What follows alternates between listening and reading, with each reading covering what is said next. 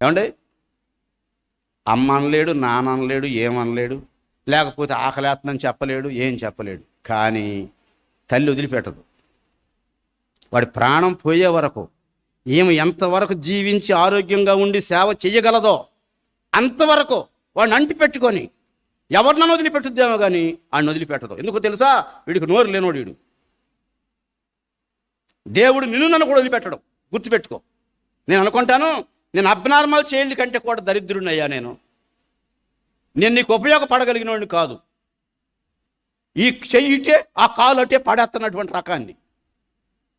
నీ కష్టాన్ని నేను మోయగలిగిన వాడిని కాదయ్యా. అయినా కానీ నా కోసం కష్టపడుతున్నావు, ప్రాణం పెట్టావు, రక్తం ఇచ్చావు, నీ జీవం అంతా దారపోసావు ఈ పనికి రానటువంటి వాడి కోసం. ఇలారా ఉందా నీకు గ్రహింపు? ఉందా? గ్రహింపు ఉందండి. మేము ఎంత దూరం నుంచి వచ్చామో, ఎక్కడి నుంచి వచ్చామో, మమ్మల్ని ఏమాత్రం గౌరవం లేకుండా. ఇలారా నీ గౌరవం వేసుకులేని గౌరవం నీకా? మా దగ్గర ఒక లాయర్ గారు ఉన్నాడు. గుడికి వస్తాడు, భార్య భర్త పిల్లలు అందరూ వస్తారు. గుడి అయిపోయిన తర్వాత, చిన్నదేనండి చర్చి మాది, అయిపోయిన తర్వాత చాపలు తీసేస్తే అతను చీపురు తీసుకొని మొత్తం గుడి అంతా తుడుతాడు. అయిపోయాక తుడిసి బయట ఉన్న వరండా కూడా తుడిసి చాటతో ఎత్తేసేసి తీసుకెళ్ళి చాటపడప.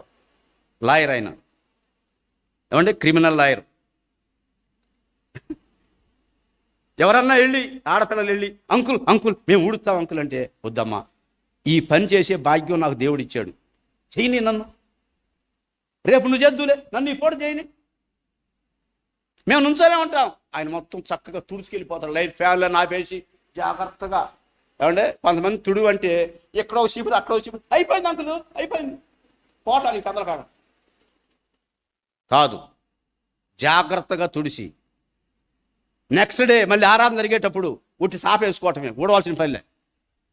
చూసావా? అసలు నాకు అనిపిస్తుంది చూసి, ఎంత దీన మనసు ఇచ్చాడు, ఎంత ఎగ్జాంపుల్ లైఫ్ ఇచ్చాడు. ఇలా నువ్వు ఎగ్జాంపులా? ఎగ్జాంపుల్ అండి. ఏమంటే భక్తికి ఎగ్జాంపుల్ ఉంటుంది, గుర్తుపెట్టుకో. ఎక్కిరి తిక్కిరిగా బతికి భక్తి అనబాక, ఎక్కిరి తిక్కిరిగా బతికి భక్తి అనబాక. ఇప్పుడు భక్తిలోకి వచ్చినటువంటి కుర్రోళ్ళలో కూడా ఆ భక్తి వాసన లేదు. కనీసం జుట్టు కత్తిరించుకునే దాంట్లో కూడా, కత్తిరేసే దాంట్లో కూడా సరిలేదు. నిన్న మా బుడ్డవాడిని, మాకు 3 ఏళ్ళ లోపు పిల్లవాడు ఉన్నాడు, ఆడు జుట్టు పెరిగిందని చెప్పి మంగళషాపు తీసుకెళ్ళా. కూర్చోబెట్టి బాబు కూర్చోరని చెప్తే ఆడే కూర్చోలేకపోతున్నాడు, భయం వేస్తుంది ఆడి. కూర్చోబెట్టి ఏపిస్తుంటే ఆ షాప్ అబ్బాయి కత్తిరేసి పైన బాగా ఎక్కువ జుట్టు వదిలిపెడుతున్నాడు. ఇదేంటయ్యా అన్నా నేను. ఇప్పుడు ఇది మోడల్ అండి. నేనన్నాను 3 ఏళ్ళోడికి మోడల్ ఏంటయ్యా బాబు, 3 ఏళ్ళోడికి మోడల్ ఏంటయ్యా?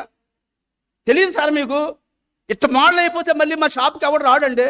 నేను అన్నాను, వీడికి బోడి కత్తిరి,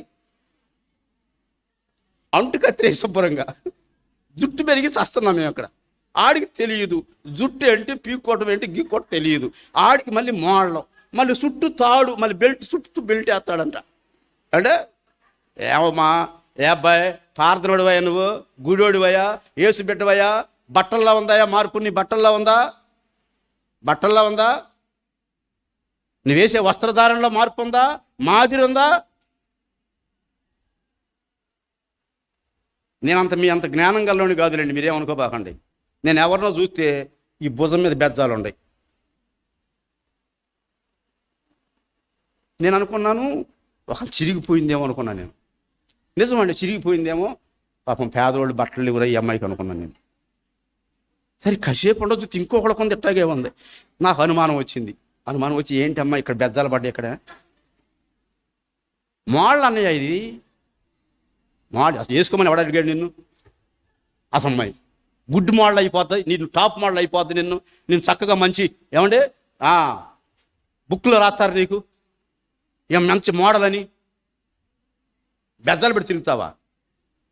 ఒళ్ళు కనపడుకుంటా. మీరు దేవుని ఆలయమై ఉన్నారనియు, దేవుని ఆత్మ మీలో నివసించుచున్నాడనియు మీరు ఎరుగరా? ఎవడైనా దీన్ని పాడు చేసినట్లయితే దేవుడు వానిని పాడు చేయను. వాక్యం ఇది. పిల్లరా, ఒక స్త్రీ సౌందర్యాన్ని తన భర్తే చూడాలి, ఎవరు చూడకూడదు. గుర్తుపెట్టుకో. జనం అందరూ చూడటానికి కాదు. ఒక పురుషుడి యొక్క ఆరోగ్యాన్ని, దేహాన్ని ఒక స్త్రీ భర్తకే తప్ప